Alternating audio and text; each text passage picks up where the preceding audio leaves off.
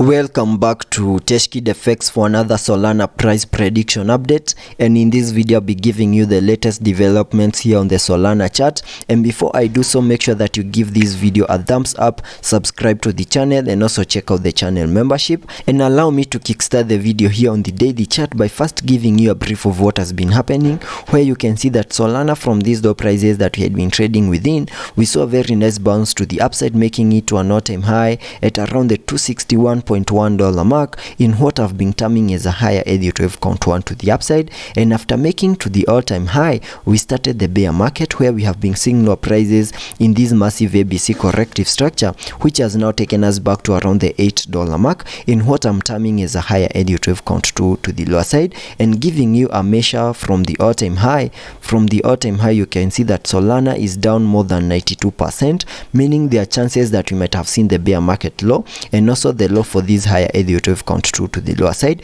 And very soon I'm expecting a reversal to the upside in the formation of this higher Elliot wave count 3 to the upside, and sketching out a minimum target area to the upside in the formation of this wave 3 by connecting the trend based Fibonacci from the low of the first wave to the high of that wave 1,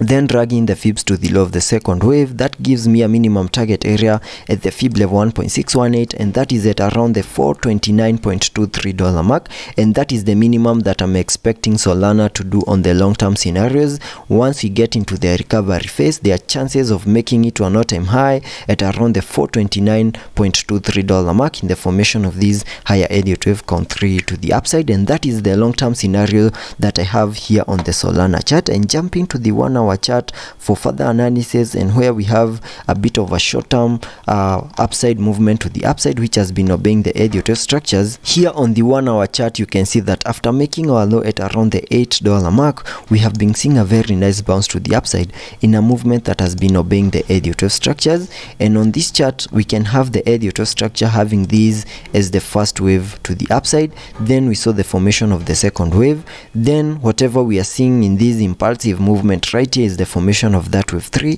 before we expect a wave 4, and then continue pushing even higher in the formation of that wave 5 to the upside to complete a higher Elliot wave count 1 to the upside. That is the very first possible way we can term this movement to the upside as, and getting to see whether this Elliot wave structure has done the minimum that we expect it to do by first using the Fibonacci's, connecting them from the low of the first wave down there to the high of that wave 1. That gives me a minimum retracement area to the lower side in the formation of a second wave between the fib level 0.5 and the fib level 0.618, and you can see we retraced into that target area, then started this impulsive movement to the upside in the formation of that wave 3. And if I connect the trend based Fibonacci from the low of the first wave to the high of that wave 1, then dragging the fibs to the low of the second wave, that gives me a minimum target area to the upside in the formation of this wave 3 at the fib level 1.618, which is a target area that we have fully maximized at around the $13.75 mark. And you can see we have continued to push a little bit higher, and there are chances that we might make one more lower high in the formation of this wave 3. Then from there we can expect a retracement to the lower side in the formation of that wave 4, then continue pushing even higher in the formation of this wave 5 to the upside. That is the very first possible way we can term this Elliot wave structure, that is this movement to the upside here on the Solana chart. The other way we can look at this movement to the upside as is just an ABC corrective structure, having this as the wave A. Then we saw a wave B, then we have continued pushing even higher in the formation of that wave C to the upside. And if this is the case that is playing out, then there are chances of making one more new lower low here on the Solana chart. But